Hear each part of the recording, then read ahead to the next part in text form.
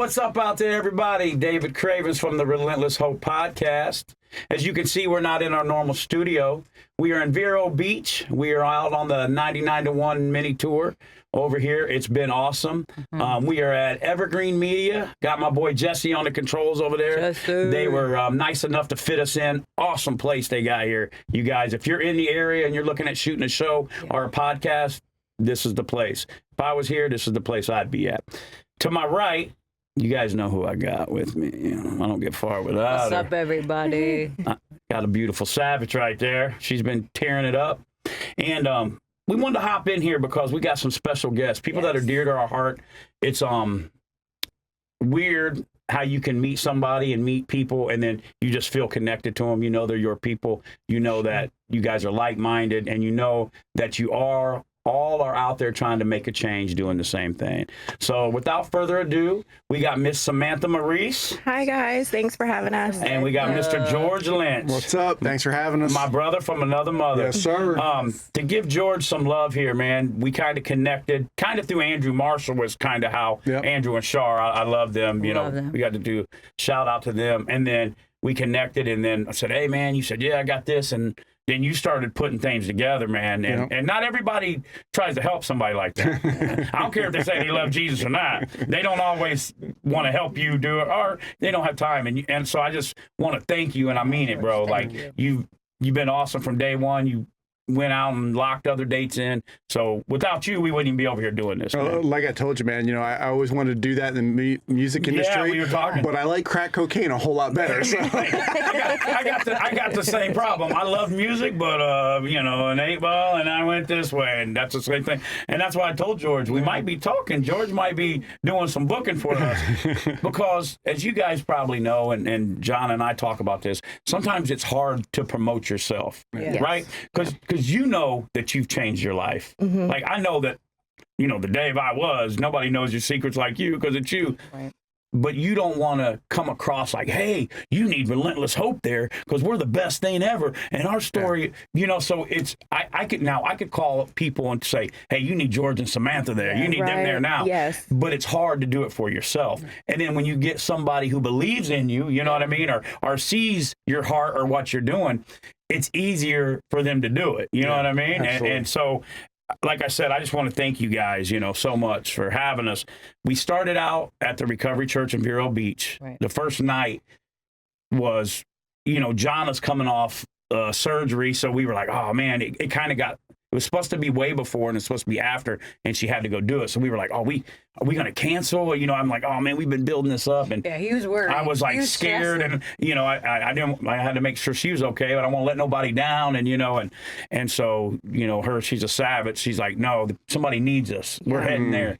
And so we came, and, you know, just from the beginning when I hugged you, bro, when I say this, you know, you always hear people feel like, but it was like, when I'm looking at you, I'm like, it's like, I could tell George my deepest secrets, and I know he would have my best interest, and vice versa. And then Sam pops up. All of a sudden, she got a Relentless Hope hat. I'm like, is she with us? Where'd she come from? Dude, when we met Sam, I told you that. You reminded me of my friend Brandy Lawson, who went through the Dream Center in Fort Myers. But I just gravitated towards you because I was like, she is real. She's a cool chick. Thanks. And that's the thing. That's the thing in this recovery thing that we're in. And, you know, recovery with Jesus, you know what I mean? Some people are recovered, the way we're doing our thing, you know, it's real people because we all came from real situations. Yeah. You know, we came from situations that some people don't make it out of. Yeah. We come out of death situations. Yeah. You know, probably if we sat here all day, we could do 14 podcasts, just us four, how many situations that God spared our lives. You know what I mean? So that brings me, George, tell me a little bit about your story. You know, like I said, what got you, you know, into recovery? I mean, tell me a little bit of your background. You know, you don't have to be like, when I was 8, I got a big wheel, but you know what I mean? Like, you know what I mean? Kind of thing. But well, it really did start when I was about 6. So my parents got divorced early. You mentioned that yours did, you know, and my mom moved us here to Florida, and, you know, I didn't have a father figure. You know, my dad wasn't a bad guy. He just wasn't around, right? He was a phone call on a Sunday. Right. And so I had an older sister, and of course she was about 3.5 years older than me. So she had a lot of older guys coming around, and how do you keep the little brother quiet to keep all your secrets? Right. Here, hit this. Now you're a part of the secret. Yeah, now you're the secret. And so I grew up around a bunch of guys that were, thugging and doing criminality and, just out there living that life. And I learned that. They were very good disciple makers. Right. They knew exactly what they were doing. And, if you'd asked me when I was 19, 20 years old, I would have told you I was a tough guy, but I wasn't no tough guy. Honestly, you talk about how Jonna's tough. I grew up in the neighborhood, secretly known as don't mess with George or his older sister or whoop your butt. Right. Yep. And she was a beast, right? And I use that to my full advantage. Right. But, so I just grew up in that atmosphere. And, when I was in 10th grade, I made the brainiac decision that I was going to drop out of high school and become a career criminal, right? I thought I was a mastermind. Yes, I know a little bit about that. I tried my hand at drug dealing, but I broke the number one rule, don't get high on your own supply. And, so then it was lying, cheating, and stealing. Everything that comes with it. Yeah. And, I remember all of my firsts, right? Like, I remember when, I was just drinking and smoking weed and I'm like, I'll never do cocaine. I remember the first time I tried it. Same thing with all of the other drugs. It all leads in. And, I had a cousin, he's deceased now. And, he was in prison most of his life and he got out one time and I was on heroin. And, he come over to my house. He's like, look at you. You're on this junkie drug, here, try some of this to get off of that. And he handed me a bag of methamphetamine. And that was all she wrote for the next 4 years, and it was really just, if it elevated my emotional state, if it elevated my feelings, whatever it was, like, I've done everything from the high class designer drugs to huff and gas. Right. And that just led me to, the Florida prison system, and I've been to detox a few times here and there, and I would always get out of detox with the grand plan of, I'm going to go to meetings, I'm going to get a sponsor, and just regurgitating the stuff they told me while I was in there. I really had no plans on doing any of that. And so I was they would push treatment, and I was super treatment resistant. I had great insurance. My mom had great insurance, and I was super treatment resistant. And so, God put me in the treatment center that really needed to get a hold of me as the Florida Department of Corrections, so. Sometimes that's it. Yeah. And so you went through there. And then you got out. Now, how much clean time do you got, George? I currently have 4 years. Okay. So I had just about a decade after getting out of prison. And then, I had this reservation, and the thing with reservations with us addicts and alcoholics is they always check in, right? They always cash in. They will. And so, I had this reservation that if something happened to my family, I might drink or use again. Right. And one day that thing showed up right on my doorstep. And, I cashed that check, so I had to start all over. Wow. See what I mean? These stories, we could get going stories. I bet you me and George could talk all night and play the good old boy club. Because it's funny, I had an older sister. Very similar. Who Jonna's a lot like. That's why they both bossed me around my whole life. My sister, but they'd be like, I'm going to get my brother. And I'm like, well, me and my sister will be here. She would, and she put it on me, man. She was my first sparring partner. She taught me how to drive a stick shift at like 6. Like we'd steal my mom's gremlin. But it was the same thing. I had a sister too. That's crazy. All right, Miss Samantha, a.k.a. Sam. Yes. I The can't call her boss. Sam the boss. The boss. Yes. Tell us a little bit about you. We met you, and immediately Jonna, like she said, she was drawn. And you just, when you go places, you never know how you're going to get accepted. Yeah. And sometime in recovery, we can be finicky people. Like we're like, hey, we keep stuff protected because we know how quick. So we're like, we don't really know these people, or we don't. I've experienced that, and I'm sure you guys have too. But you guys were so just wide open and excited, and made us excited. We're like, our family. So tell us a little bit about you. So I was the older sister. I am that girl that will just fight, and you put alcohol in the middle of that, and I am just a mess. Yeah. And connected with you immediately. Yes.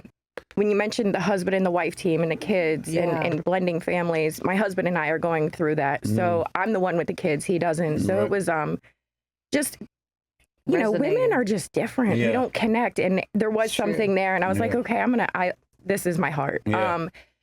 So I think, for me, my dad was a single dad. He was a functioning alcoholic, and I think I've just now put that together since being sober. Right. Yeah. My mom was an alcoholic, so it was normal, and she left my dad when I was 2. My sister was 3, so he was a single dad raising 2 daughters by himself.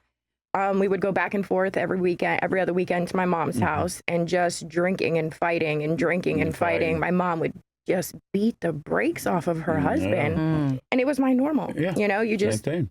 I was the kid in the middle going back and forth, just trying to say, Mom, be nice, stepfather, be nice. Yeah. And so my adult years, I think I had my first drink in middle school, wasn't a big deal. High school, I was full blown skipping school, drinking. And I just thought it was the normal, cool thing to do. This is what we do. This is just what we do. Didn't know that throwing up in your toilet was not okay. Skipping school, getting suspended, hiding stuff from dad. And along with alcohol comes bad decision making and spouses, you know, so bad boyfriends, bad choices on my behalf. Alcohol in me is a mean person, and I'll fight anybody. Join the wrestling team in high school. And, Same way. You know, my dad was 6'4", 250 pounds. There's nobody bigger than him. So I'm 6 foot tall and bulletproof, you know? Definitely. Invincible. Yeah. So that carried all the way through 15 years and I had the last relationship was the tough one. I had 2 kids with him, so I'm 3 kids, single mom, him leaving, just ruthless to my son. DCF got involved, so now I'm a single mom, 3 kids. Realized kind of that alcohol may be a problem. So, you know, what do? You break up with the boyfriend and you date a dope boy. You know, I'm going to pay the bills. You know, made sense. Silly, started smoking a little crack and dated the dope boy, and my house got raided 2 months later. Wow. My kids got taken off my doorstep. This was going on 9 years ago. So I had a 2, a 3, and an 8-year-old, and Vero Beach Police Department came and beat down my door and took my children and took me to jail. And, you know, I was that rider. I wasn't ratting them out. I went to jail, lost my kids, took the charges, good to go. Finally got out of jail, went back to them, went to the local motel because I didn't want to go home, and got raided again, took those charges. You think I would learn? DCF said, that's it. We're terminating parental rights. You're done. Done all the way. So that was a good 5 years. You know, homeless, couch surfing, trying to, it wasn't the drugs and the alcohol. It was just my choices and boyfriends, right? You know, like kind of survival though, right? And because it's what you knew. It was. And, you know, I did okay. I'm lucky God was with me the whole time. And not knowing that until being sober and looking back and just being like, man, that could have been so much worse. How'd I make it? How? You know, just how. So I just sick and tired of being sick and tired. And God, I went into Burger King one day. Some girl just came up to me and felt like she could talk to me, which was just preposterous to me. Right? She says, you look like someone that would know the system. And I need to get my kids back, and I need to go to an AA meeting. Where would I go? And I'm like, Lord, I was like, you know, long story short, my mom went to the Newport Club local AA meeting. I called my dad, told my dad. He says, well, little girl, what are you going to do if she doesn't go? And I said, I don't know. He says, you're going. So I walked into the Newport Club alone on June 24th, 2022. And that's where I met Michelle, who was campus lead at recovery.church. Asked her at the end of the meeting, I need a sober place to live. She gave me my husband's phone, who's now my husband now. He owns sober living houses.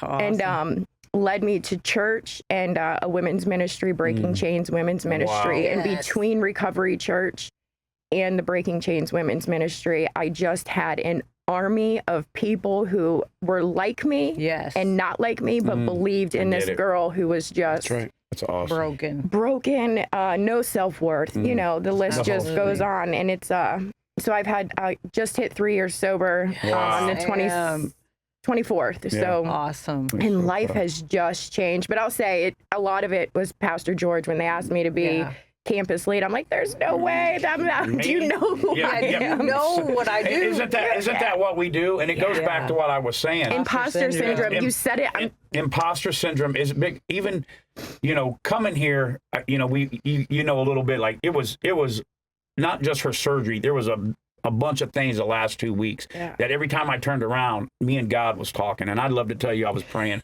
holy prayers. Like, I'm not the guy that's going to sell you. I wake up in the morning, my feet don't touch. And I'm like, Jesus. I'm like, you got to be kidding me. My back's hurting. Really? I'm trying to go over and tell people about Jesus and drugs, for God's sakes. God, what are we doing here? Right? But imposter syndrome, I woke up with it the night after I said it, right? You know what I mean? And sometimes we talk about something and then it happens, you know what I mean? Like, but you know, I always share that because people like us all struggle with it. Because we've been told our whole life, you'll never we're not good enough. Right? Or we're the ones, you know, like I had somebody say this to me, like, recovery churches, what are you going, a bunch of drug addicts? Yeah. And I'll be honest, it pissed me off. Yeah. You know what I'm saying? I go, no, man, we're the ones who's going to change this in the last days. Not your pizza party rap concerts. Yeah. You know what I'm saying? Like, the recovery churches are the ones that God sets on fire, because when you know that them chains have been broken and it's nobody else but God, he can put you as a leader anywhere he wants. He will move you from the back to the front and you jump everybody. And everybody's like, isn't that? How'd this happen? Is that someone? I mean, same thing, you know? The crazy thing is this, right? Like, I had a spiritual mentor that told me one time, he said, you know, George, if you're not willing to clean behind the toilet, then you have no business behind the pulpit. Come on. Oh, So true. So facts. Man. So when we begin formulating a team for Recovery Church Vero Beach, you know, we're not looking for the person that's demanding to be up front. We're looking for the person who doesn't believe they can be up front. Right. Yes. Oh, that's so good, George. And, you know, even Michelle before Sam, you know, she was like, you know, the person in the back. And I'm like, no, like, God's calling you to this. And then, you know, Sam comes along. I'm like, she's next. Yeah. You know? And that's what it is. That's people like us. Like, we were on a tour, and, like, you know, I don't say we were like the act, and we're the ones, everybody's gone, and she's tearing down the tables for it. Because why?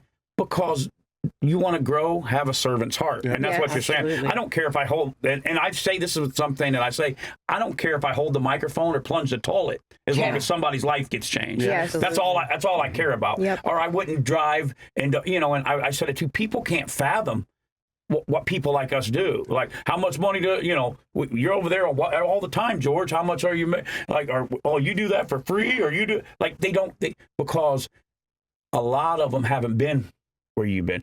Used to, if you could just find a couch and a shower, you were okay. You know, I always say I've slept in dumpsters, slept under porches, and been in hotel rooms with thousands of dollars around me. You know what I mean? And I mean, so I'll do whatever it takes if my story can change one person. And that's what you guys are doing. And I've seen in this community how relevant you are. And I want to tell you both, you know, it's something that we always do, and we're proud of you. You know what I mean? Because being proud, I knew I did good if my dad didn't call me mother effer. Now, my mom, she overpraised me. So it was really whacked out. Like, well, she was trying to make up. My sister was like, well, you know, there's Jesus and then little Dave, right? My mom, I could shoot somebody, and my mom go, why did he make you do that? You know what I mean? I'm like, you know, if I got in trouble. And my dad would, you know, I thought my name was, hey, dumb Jack Ace for the first 10 years of my life. You know what I mean? So I'm proud of you guys. I'm proud that you made the decision, and I'm proud that you tell your story. And George, I'm proud of you. And I know sometimes when you're doing this thing, you're like, man, and then this happens, and then you start questioning stuff, especially as a parent. Because you know, we all swear we're not going to be who the parent was, and then I used to swear, you know, like you said, growing up, I thought domestic violence was just normal. I see my granddad smack my grandma. I see my dad smack my mom and beat the neighbor up. And he said something about it, right? So I thought, well, you get loud, you get smacked. The woman, man, 4 dudes, the brother, the grandpa, whoever. It wasn't no, like, you know, and then you start learning, and I'm going, no, man, this ain't how normal people live. My kids are never gonna see this. And then you turn around and you look in the mirror, and sometimes you're 10 times worse or the same person. And so when people ask, why are you sitting here? Why are 4 people coming in here to take this time? Because your story matters. People need to hear, yep, I went back again. Why would you do that? You know, people say, why would you? You know that, why would you? I don't know. You know what I mean? There was something, I was looking for love. I was addicted to chaos. I was hurt inside, whatever it is. But they also need to hear, there's a time 3 years ago that you go, okay, and you don't care what people say. Right. You know what I mean? Like their opinion of me means nothing to me because it doesn't bother me. Right. It doesn't affect me. It's not my business. My opinion is what God says about me and who I can be. Yes. And so, we're proud of you guys, and you might not see it, or maybe you do, but you guys are doing awesome work over here. I mean, I'll be honest, I was a little jealous. I'm like, man, they're killing this recovery stuff over. I got to step it up when I get back home. Podcast is great, but I got to get out on the streets more. You know what I mean? Because I see, when you walk in everywhere, there's George. Here he comes. Yeah. Like you're relevant. Well, and I think the key to that, right? Because I had to have my head deflated multiple times, and I got a sponsor now that has no problem with deflating it when it needs to be deflated. But I had to learn. So when I relapsed in 2018, I thought recovery.church Vero Beach was going to fall apart without me. Yeah. Right. Yeah. And then when it went on without me, it was painful. Yeah. Like, now they don't need me. Right now I'm not relevant. And the founder of Recovery Church, awesome guy, Phil Dvorak, he just really encouraged me. He said, George, you got to learn you're not the most important person in the room, and, so when I got back into Recovery Church, I learned that building a team is what builds community. That's right. Giving people opportunity, giving them a place to walk in their gifts and to be who they are, not who I want them to be. Right. And that's really good. how we've grown. That's awesome. Is it? Yeah. Like you can't make a guitar player a skateboarder. No. Right. And I'm learning that as a father. Yeah. Right. You know what I mean? Going to baby girls, well, hey, you're going to be a princess, a baby girl. Some of them might want to be NASCAR drivers. Yeah. Whatever the baby girl wants to do, she's going to be it. But when you got two different boys with two different personalities, and you expect this one to do this one, it's the same thing in recovery, our business, our employees, or leadership, or whatever you're doing. You got to find their gifts and then appreciate them, and then be able to point out the stuff and help them go. And especially in this, man, because there's times I think I've got this figured out, and I've got a team of people that have no problem telling me, starting with her, which is great. Amazing. You know what I mean? Yeah, I wouldn't have it any other way. And sometimes in relationships, the thing that attracted you to them is later what causes problems. Right. When I first met Jonna, when I first met her, I said, I couldn't stand her, but I mean, that was the first day because she had an attitude. But she was dope sick. You know what I mean? Right. Find out later, and then I realized she was just a hurt little girl, and God entrusted me with her heart. But, she wasn't scared to stand up for herself. Yeah. She wasn't scared to fight. She had been through things as a woman already. But later that became a problem in our marriage because she's so strong-willed, and headstrong, and you ain't going to tell me, and but she's quick to call me like, this ain't about you, David. Yeah. Like I get so caught up in as being like, man, we got to have this song, and man, they wasn't. She's like, David, it's about Jesus, it ain't about you, right? Yes. It's about Jesus, it ain't about you. You know what I mean? And then I'm like, you're right. Let's just go, and even if nothing happens, God's gonna move, And so that's what you guys are doing, and that's why you're seeing success and growth. And I truly believe that.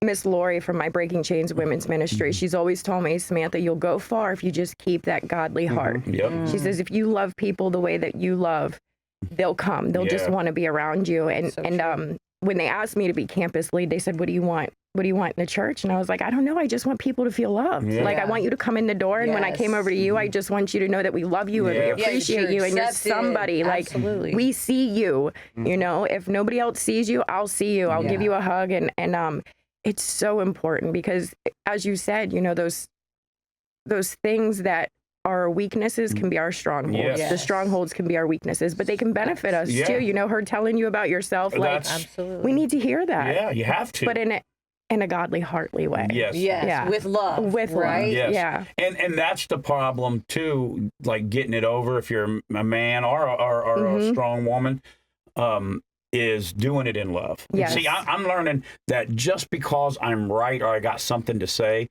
I don't have to say it right then. Yeah. I'm learning that as an employer. Used to, I'd be like, what the? Well, I might as well do it myself. I don't need you guys here. Yeah. And I was right about the situation, but it was the way my delivery is. It's about 90% of how you say it, not what you say. You know what I mean? And I'm a very sarcastic person. I'm very quick-witted, which I can tear people down with my words all in a joke. Yeah. And when you're doing what we do, you have to be careful of that because people can be wounded. You know, like, have you ever met somebody like, and you're like, oh man, that dude's weird. But then you hear his story and you go, I can't believe how normal he is for what he's been through. Like, there was a guy about soda. Never seen a guy with so many different sodas in my life. Right? It's like, want soda? I'm like, I'm cool, buddy. You got Mr. Pibb, you got Fago, he's got everything. And I thought, man, that guy's weird. Why does he have so much soda? Come to find out, he used to get abused by his stepfather, and he was only allowed to drink water. And his stepfather would drink soda, and he could never drink it. And he would get beaten. He said, whenever I'm old enough, I'll have all the soda I want. Yeah. And I thought, I can't believe he went the way he was treated, and he's that normal. The guy loves soda, right? So we have to be careful how we do stuff in this, and it takes a special person. Because, you know, you got to know when, all right, bro, we're talking about the same thing, and you know what step it is, and we're coming back around. You got to be able to love them, but be firm, and it takes a special person. And you guys are both special people. And my wife is special as far as checking on people and affirming people and lifting them up. You know what I mean?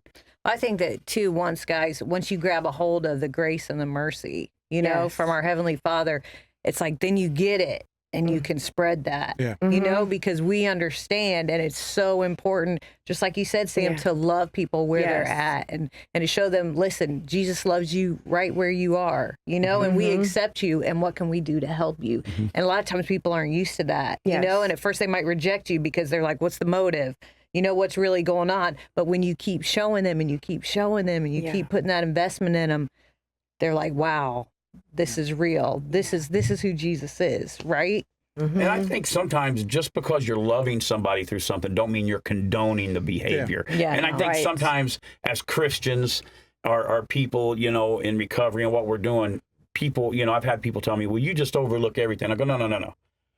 You know, I live my life by a standard. Ain't no dude coming to me talking about women and let's go to Hooters. That don't happen in my life because my marriage, besides God, is my number one priority than everything else. So I take it serious. And then when people go, well, you're not the one who controls this, or why don't you do this? Because it may not work for you, but I have a security thing around me and it works for us. And that's how I do it. And I don't owe anybody an explanation. You know, if you want to be an outlaw, I don't give in anybody. Why don't you drink? Well, why? Why? Why do I? Why? Why don't you? You mean you don't go to Hooters? No. And if somebody does, that's up to them. Why? Because I don't like to see girls my daughter's age walking around. That's just not a thing for me. You know what I mean? Or whatever the case may be. And I'm just using that for an example. But you know, we don't have to explain to somebody why we're doing what we're doing. My first sponsor told me very early on, he said, George, no is a complete sentence. It doesn't need an explanation. Exactly. You just say no. Right? You want to drink? No. You want to go out? No. That's so powerful. That's the most powerful word when you know how to use it right. And I was telling the guy last night who came over and set up sound. He wasn't there, but he usually does it at Celebrate Recovery. What's his name? Super nice Ryan guy. Or James? I can't remember. James. Awesome dude. And he was saying, I go, hey, man, I appreciate you coming over, you know, to make sure this is set up right. And he was telling us all he does. I'm here and, you know, I'm there. And I'm going to go tonight. I'm off. And I said, well, man, you know, go be with your girl. And I go, hey, man, there's something I learned. And I started practicing it, babe, probably last 2 years. Because we used to drive 500 miles. You know, they didn't tell nobody. And they'll go there and rap, you know, and not that we're there for numbers, but, you know, because I didn't want to tell somebody. No, when I could have been having a vacation with my family and putting time into my number one ministry, which is my family, my wife, my kids, my son-in-law, you know. And so what I started doing is going, you know, when God gives you a vision or God tells you where to go or what to do, he didn't have a meeting up in heaven with 12 other people. He didn't get on a text chat and ask your pastor or your buddy. He told you. Now, don't get me wrong. There's mentors and there's people that give you good godly counsel. I'm not talking about that, but I'm talking about everybody. Like, oh, well, you know, and people used to make us feel bad, you know, oh, you guys aren't coming. And I started going, no. No, I'm not. I don't feel that. I appreciate the opportunity. Or if I feel like going, I'll go, you know, and the Holy Spirit puts it on us, we'll go do it. But no is, when it's used right, is the most powerful statement for people like us. Because when we get saved and we get redeemed and we start seeing some recovery and we start dealing with emotions and we start seeing some headway, we feel guilty if we don't go. Right? We're like, George, we need you there. you know, you're the recovery. And you don't want to let anybody we down. need you there. So right? we spent so many years failing people. You know how many times I failed my mom, you know what I mean? And like, I did it again, or my wife, or my kids. So now I'm like, I'm never gonna let nobody down again. I'm super sobriety guy. I think we and we're trying to do it when that's not the most healthy thing to do. You know what I mean? And so I think we've got to learn when to say no. Yeah. Like Kenny, we got to know when to hold them and know when to fold them. Yeah. And you know, like you, George, if somebody was trying to get you, you can be, hey, that's time with my daughter, man. That's daddy, daughter. Which I believe you do that, but I'm saying. Shout out to Lily. Yeah. I love me some Lily. Sweet girl. Shout out, Lily. She loves her dad. It's the sweetest. It is so sweet.